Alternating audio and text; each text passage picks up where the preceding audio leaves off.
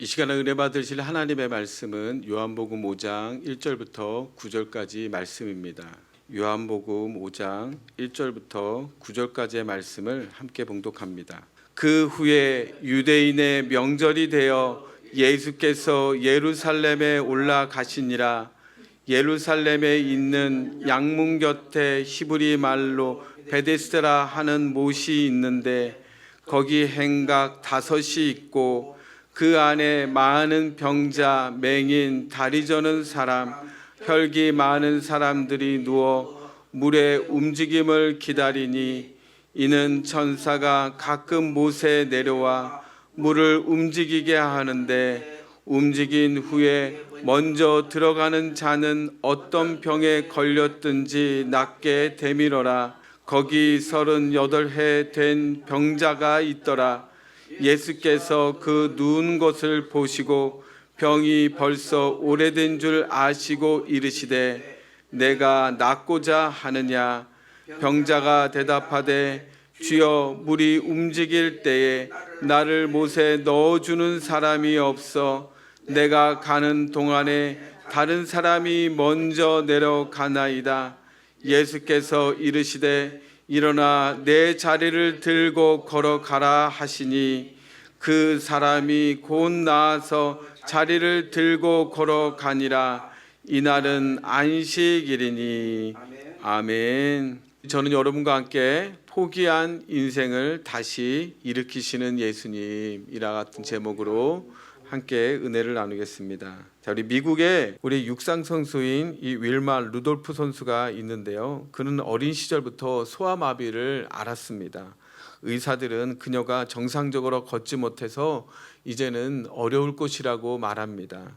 그런데 이 어린 윌마는요, 다리에 보조기를 차고 생활했고, 그리고 주변 사람들이 이제는 달리기를 그만해라 이렇게 권면했다고 합니다. 그렇지만은 윌마는 포기하지 않았습니다. 매일같이 재활 훈련을 열심히 했습니다. 넘어지면 또 일어서고 넘어지면 또 일어서고 자꾸 시도를 했다고 합니다. 그런데 어느덧 놀라운 일이 일어났는데 걷기 힘들 것이라고 진단받았던 이 소녀가 이제는 육상을 시작하게 되었습니다. 그러자 사람들은 그녀를 비웃었다고 해요. 다리도 제대로 정상적이지 못하는데 내가 어떻게 달릴 수가 있느냐 그러면서 비난을 했다고 합니다. 하지만 그녀는 포기하지 않았어요. 그리고 1960년 이 올림픽에서 그녀는 무려 금메달 3개를 획득하면서 세계에서 가장 빠른 여성이 되었다고 합니다. 그녀는 나중에 이렇게 고백합니다. 내가 이 자리에 올 수 있었던 이유는 포기하지 않았기 때문입니다. 생각해 보면 인생에는 포기하고 싶은 순간들이 있습니다. 처음에는 희망을 품고 시작을 합니다. 기대하고 반드시 될 것이라는 그런 희망을 갖습니다. 그런데 시간이 지나도 변하지 않으면 사람들은 지쳐 쓰러지기 마련입니다. 한 번 실패하고 2번 실패하고 반복적인 실패가 어느 순간인가 나는 더 이상 안 될 것 같다라는 생각이 들어오게 됩니다. 사실 사람을 더 무너뜨리는 것은 문제 자체가 아닙니다. 그 문제보다 더 무서운 것이 있다면 바로 포기하는 마음입니다. 우리 마음 가운데 포기하는 마음이 드는 순간에 무엇을 하든지 시도를 하지 않습니다. 병들기 전에 먼저 치료에 대한 소망을 잃어버리게 됩니다. 환경이 무너지기 전에 먼저 내 마음의 소망이 무너지게 되는 거예요. 그렇게 되면 더 이상 우리는 기대하지 않게 됩니다. 더 이상 꿈을 꾸지 않고 살아가는 그런 무기력한 인생이 되고 마는 겁니다. 오늘 본문에 나오는 38년 된 병자가 바로 그런 사람이었습니다. 그는 하루 이틀이 아니라 무려 38년 동안이나 병상에 누워 있었습니다. 그 오랜 세월 동안에 베데스다 연못곳에서 기회를 기다렸습니다. 처음에는 기대를 하고 있었을지도 모릅니다. 하지만 반복되는 실패 속에서 병보다 희망을 먼저 잃어버리고 말았어요. 몸만 병든 것이 아니라 그의 마음도 지쳐 있었습니다. 그런데 바로 그 자리에 예수님이 찾아오신 거예요. 사람들이 지나쳤던 사람을 예수님은 보셨습니다. 모두가 포기한 사람을 예수님은 그에게 찾아오셨던 거예요. 그리고 그에게 말씀합니다. 내가 낫고자 하느냐. 오늘 예수님은 오랜 문제 속에 갇혀 있는 우리를 향해 말씀하십니다. 내가 낫고자 하느냐. 무기력과 절망 속에 주저앉는 우리를 향해 말씀합니다. 내가 낫고자 하느냐. 오늘 말씀을 통해 포기한 인생을 다시 일으키시는 예수님을 만나게 되기를 바랍니다. 다시 일어설 힘과 소망을 얻게 되는 저와 여러분이 되시기를 주님의 이름으로 축원합니다. 첫째로 예수님은 우리의 오래된 문제를 잘 아시는 분이십니다. 5절과 6절의 말씀을 함께 봉독합니다. 거기 38회 된 병자가 있더라. 예수께서 그 누운 것을 보시고 병이 벌써 오랜된 줄 아시고 이르시되 내가 낫고자 하느냐. 여기 베데스다 연못가에는요 수많은 병자들이 모여 있었어요. 3절에 보니까 거기에는 맹인도 있고 다리 저는 사람도 있고 혈기 많은 사람들이 누워 있었습니다. 그들은 모두 한 가지 소망을 가지고 있었는데 물에 움직일 때에 가장 먼저 들어가는 자는 어떤 병에 걸렸든지 나음을 받게 된다고 합니다. 이러한 소문이 온 전국에 다 퍼져 있었어요. 사람들은 먼저 들어가기 위해서 오직 물이 언제 움직일까 그 움직일 때에만 간절히 바라고 있었던 것입니다. 그러나 많은 사람들 가운데에 예수님의 시선은요 오직 한 사람에게 머물러 있었습니다. 그 사람이 바로 38년 된 병자였습니다. 여기서 우리가 주목해야 될 것은요 예수님께서 그를 보셨다라는 거예요. 베스다 연못은 예루살렘에 있는 아주 유명한 장소였어요. 이것을 모르는 사람이 없었습니다. 많은 사람들이 온 것 같지만 누구도 이 38년 된 병자를 주목하지 않았습니다. 사람들에게 38년 된 병자는요 늘 거기 있었던 사람이었어요. 늘 누워 있었던 사람이었습니다. 너무 오랫동안 누워 있었기 때문에 사람들은 그 사람이 그냥 당연히 누워 있을 것이다 이렇게 생각했을지도 모릅니다. 이렇게 수많은 사람들이 그의 곁을 지나치고 말았습니다. 그러나 예수님은 달랐어요. 예수님은 사람들이 보지 못한 한 사람을 보신 거예요. 더 놀라운 것은 예수님께서 병이 벌써 오래된 줄 아셨다 말씀합니다. 누가 설명해 준 것이 아니에요. 병든 자가 먼저 자신의 사정을 말한 것도 아니었어요. 예수님은 이미 알고 계셨습니다. 38년이라는 세월의 무게를 알고 있었어요. 그동안에 많은 눈물도 흘렸을 것이라는 것을 알고 있었습니다. 반복되는 그 실패 속에서 그의 마음도 알고 계셨습니다. 사람들은 그의 현재의 모습만 보지만 예수님은 지난 38년 동안에 그가 겪고 있었던 고통과 눈물을 다 보고 계셨던 것입니다. 여러분, 사람들은 우리의 겉모습만 바라보여요. 지금 내가 웃고 있으면 저 사람은 괜찮을 것이다 생각해요. 내가 예배 잘 드리고 있으면 저 사람은 그냥 문제가 없을 것이다 이렇게 생각할 수도 있어요. 그러나 우리 마음곳에는요 누구에게도 말하지 못하는 오래된 문제가 한두 가지는 다 있습니다. 오랫동안 해결하지 않는 상처가 있어요. 반복되는 그 실패 때문에 낙심했던 시간들이 있을 수 있습니다. 가족도 몰라요. 친구도 모릅니다. 오히려 아무도 모르는 나만이 흐르는 그 눈물이 있다는 거예요. 그런데 예수님은요 나만이 흘려놨던 그 눈물의 고통을 알고 계셨던 거예요. 우리가 말하지 않아도 주님은 아십니다. 설명하지 않아도 우리 주님은 다 알고 계십니다. 왜냐하면 예수님은 우리의 겉모습이 아니라 우리의 중심을 보시는 분이시기 때문에 그렇습니다. 시편 139편 1절에서 3절의 말씀은 봉독합니다. 야훼여 주께서 나를 살펴보셨으므로 나를 아시나이다. 주께서 나의 앉고 일어섬을 아시고 멀리서도 나의 생각을 밝히 아시오며 나의 길과 눕는 것을 살펴보셨으므로 나의 모든 행위를 익히 아시오니 내가 어디 있는지 무엇을 생각하는지 어떤 아픔을 갖고 있는지 하나님은 모두 알고 계셔요. 이것은 두려운 일이 아니라 하나님께서 우리에게 주시는 얼마나 큰 위로인지를 모릅니다. 왜냐하면 세상은 모든 사람들을 나는 몰라줘도 예수님은 나를 잘 알고 계시기 때문에 그렇습니다. 나의 눈물도 아시고 나의 아픔도 아시고 내가 겪고 있는 나의 고통을 예수님은 잘 알고 계시기 때문입니다.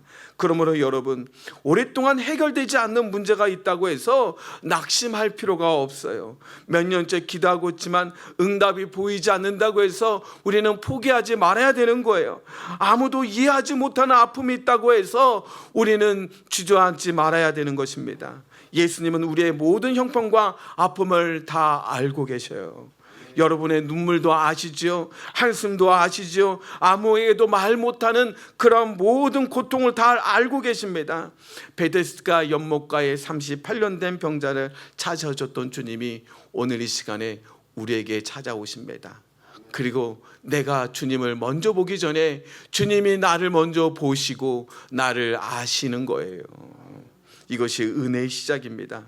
그러면서 우리 주님이 우리에게 말씀합니다. 내가 너를 알고 있어. 내가 너를 잘 알고 있다. 이것이 회복의 시작이 됩니다. 예수님은 우리의 오래된 문제를 아시는 분임을 믿으시기를 바랍니다. 두 번째로 예수님은 우리의 무기력과 절망을 회복시켜 주시는 분이십니다. 예수님은 38년 된 병자를 보셨고 그의 오랫동안 고통을 알고 계셨어요. 그런데 예수님은 그를 보자마자 병을 고쳐주지 않았어요. 대신에 한마디 말씀합니다. 본문 6절을 볼까요? 예수께서 그 누운 것을 보시고 병이 벌써 오래된 줄 아시고 이르시되 내가 낫고자 하느냐. 이 질문은 얼핏 들으면 참 이상하게 느껴져요. 아니 38년 된 병자가 누워있던 사람이라면 당연히 낫기를 원할 텐데 왜 예수님은 굳이 내가 낫고자 하느냐 이렇게 질문하셨을까요? 그것은 예수님이 그의 병만 보시는 것이 아니기 때문에 그렇습니다. 예수님은 그의 마음의 상태를 보고 계셨던 거예요. 38년이라는 세월은 결코 짧은 시간이 아닙니다. 한두 번 실패한 것이 아니에요. 수없이 기대했죠. 수없이 실망했습니다. 처음에는 희망이 있었을 거예요. 이번은 될 것이라고 생각을 했습니다. 그러나 실패했어요. 이것이 무려 38년이라는 동안이나 반복되면요, 그 마음이 얼마나 큰 상처와 아픔이 있겠습니까? 그의 마음은 희망이라는 것은 찾아볼 수 없었을 것입니다. 시간이 흐를수록 기대는 사라지죠. 점점 그의 마음은 작아지게 되었을 것입니다. 결국 병보다 더 무서운 것에 사로잡히게 되었어요. 그것이 뭐예요? 무기력함이었습니다. 그래서 예수님은 38년 된 병자에게 물으셨던 거예요. 38년 된 병자는 예수님께 말씀하실 때에 병 낫고 싶습니다 이렇게 그는 얘기하지 않았어요. 본문 7절의 말씀 볼까요? 다 같이 봉독합니다. 병자가 대답하되 주여 물이 움직일 때에 나를 못에 넣어주는 사람이 없어 내가 가는 동안에 다른 사람이 먼저 내려가나이다. 예수님은 낫고 싶냐고 물었는데 병자는요 자신의 문제를 설명하고 있어요. 자신의 실패를 이야기하고 있습니다. 자신의 형편을 이야기하고 있습니다. 다시 말해서 그는 38년 동안이나 반복된 실패에 익숙해져 있었던 것을 우리는 볼 수가 있습니다. 이것은 바로 우리들의 모습일지도 모릅니다. 하나님은 우리에게 믿음을 말씀하고 있는데 우리는 자꾸 현실만 얘기할 때가 많이 있어요. 하나님은 말씀하시기를 우리에게 가능성을 말씀하고 있는데 우리는 자꾸 불가능한 이유에 대해서 설명하려고 해요. 하나님은 앞으로 나아가라고 말씀하는데 우리는요 나가지 못하는 그 이유에 대해서 자꾸만 설명하려고 애를 쓰고 있지는 않습니까? 물론 그것이 믿음이 없어서가 아닙니다. 너무 오래 아팠기 때문에 그래요. 너무 오래 실패했기 때문에 그렇습니다. 너무 오래 기다렸기 때문에 그렇습니다. 사실 사람은 실패보다 반복되는 그 실패에 더 많이 지치게 되는 거예요. 한 번 넘어지는 것은 견딜 수 있어요. 그렇지만은 같은 자리에서 계속적으로 반복되는 그 실패는요 다시 일어설 힘을 잃어버리게 만드는 거예요. 처음에는 도전합니다. 두 번째도 기대합니다. 세 번째는 기다립니다. 그러나 계속 반복하게 기다리게 되면은요 어쩌면은 우리는 포기할 수도 있습니다. 잠언서 13장 12절은 말씀합니다. 소망이 더디 이루어지면 그것이 마음을 상하게 하거니와. 이루어지지 않는 기대는 우리 마음을 병들게 만드는 거예요. 이 38년 된 병자가 바로 그런 상태였습니다. 몸만 병든 것이 아니었어요. 마음도 지쳐 있었습니다. 다리만 묶여 있는 것이 아니라 희망도 완전히 묶여 있었습니다. 그런데 예수님은 바로 그 마음을 흔들고 계셨던 거예요. 내가 낫고자 하느냐. 이것은 단순히 병에 대한 질문이 아닌 거예요. 아직도 희망을 품고 있느냐? 아직도 하나님을 기대하고 있느냐? 아직도 일어설 마음이 있느냐? 그에게 질문하고 있는 것입니다. 오늘 주님은 오래된 문제에 지치고 있는 우리에게 찾아오셔서 같은 질문을 던지고 계십니다. 내가 낫고자 하느냐? 기도가 응답되지 않아서 낙심한 우리에게 말씀합니다. 내가 낫고자 하느냐? 반복된 실패 속에서 희망마저 희미해진 우리를 향해 말씀합니다. 내가 낫고자 하느냐? 주님은 질문은요, 정죄하시기 위해 질문한 것이 아니에요. 책망도 아닙니다. 그것은 다시 희망을 품으라는 말씀입니다. 너는 치료받을 수 있어. 너는 다시 일어설 수 있다. 너의 삶은 다시 부흥할 수 있다. 너는 하나님의 축복을 받은 사람이라고 우리에게 희망을 심어주고 있는 것입니다. 주님은 지금도 우리의 마음에 소망을 심어주고 계십니다.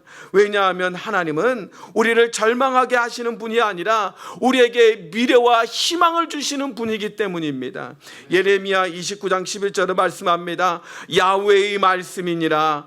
너희를 향한 나의 생각은 내가 아나니 평안이요 재앙이 아니니라. 너희에게 미래와 희망을 주는 것이니라. 여러분, 주님은 우리를 정죄하지 않으세요. 오히려 우리에게 미래와 희망을 허락해 주시는 거예요. 38년 된 병자에게 질문하신 이유도 바로 여기 있습니다. 주님은 그의 몸보다 먼저 마음을 회복시켜 주셨던 것입니다. 지금도 우리 주님은 우리의 마음을 회복시켜 주심을 믿으시기를 바랍니다. 세 번째로, 주님은 우리에게 일어나 걷게 하시는 은혜를 허락해 주십니다. 예수님은 38년 된 병자의 오래된 문제를 알고 계셨어요. 그리고 오랜 세월 동안 쌓여있던 무기력과 절망도 모두 알고 계셨습니다. 그런데 예수님은 거기서 멈추지 않으셨어요. 예수님은 그를 다시 일으키기 시작합니다. 8절과 9절의 말씀 우리 함께 봉독합니다. 예수께서 이르시되 일어나 내 자리를 들고 걸어가라 하시니 그 사람이 곧 나아서 자리를 들고 걸어가니라. 오늘 예수님의 말씀은 너무나도 이상한 명령이에요. 38년 동안 걷지 못했던 사람에게 걸어가라고 말씀하셨기 때문이에요.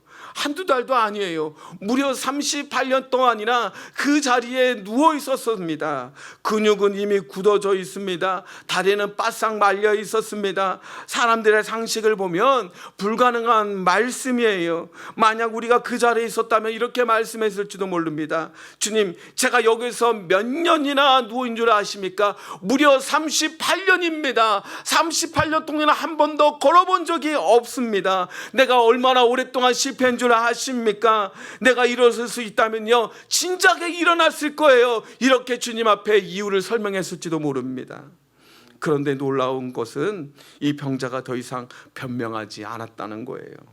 오늘의 본문을 보면은 더 이상 그는 자신의 형병을 설명하지도 않았어요.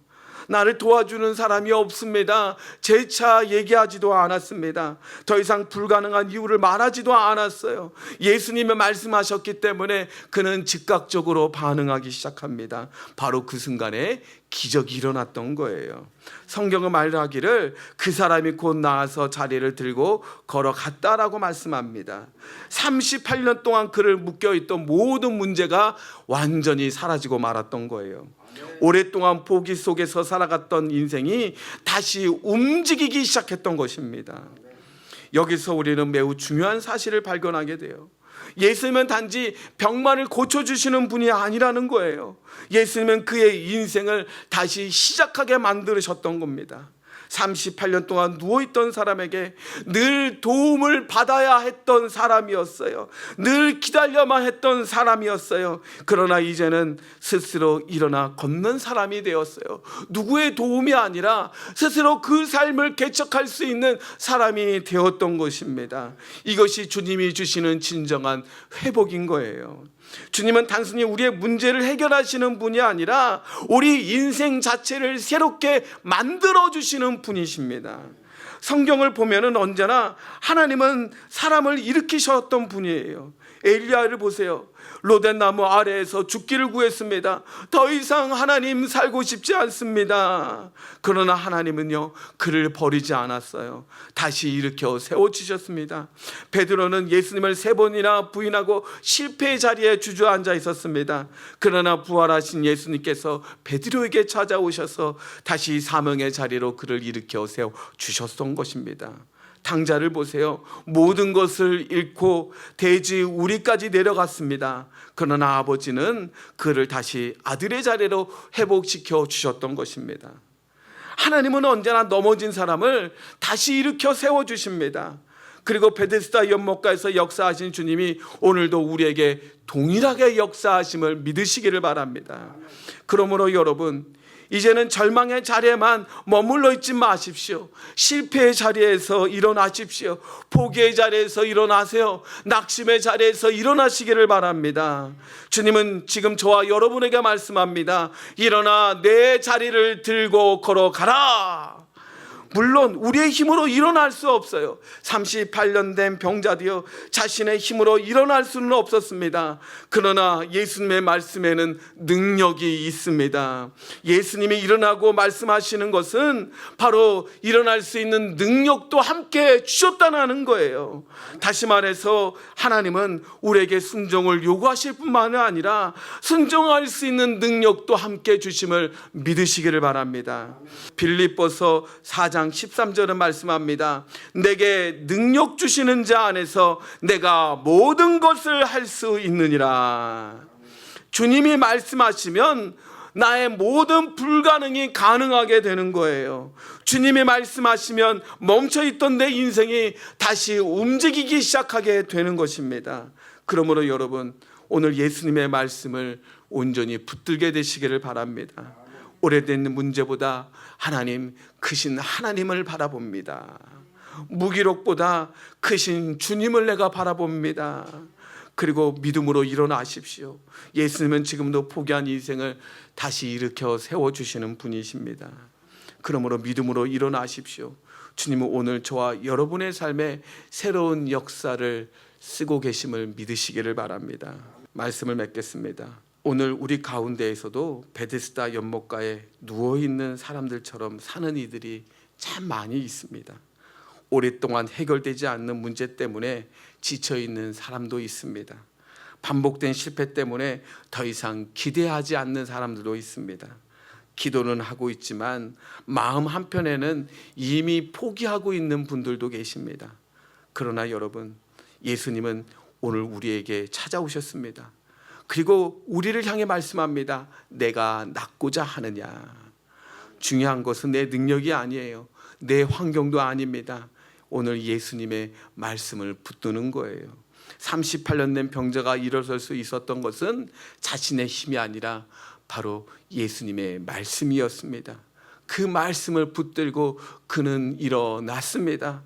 38년 된 병자가 일어날 수 있다면 오늘 성경은 우리에게 말씀합니다. 바로 너희들도 우리들도 우리 모두가 다 할 수 있다 말씀하고 있는 것입니다. 그러면 여러분, 더 이상 주저앉지 마십시오.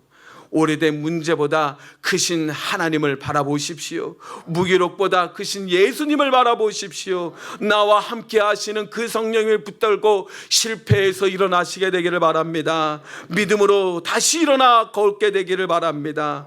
주님은 오늘도 우리에게 말씀합니다. 일어나라, 일어나라, 일어나라. 주님은 우리에게 말씀합니다. 오늘 우리에게 말씀하신 그 말씀을 붙잡고 믿음으로 일어나서 오늘 새로운 희망을 다시 써내려가는 저와 여러분이 되시기를 주님의 이름으로 축원합니다.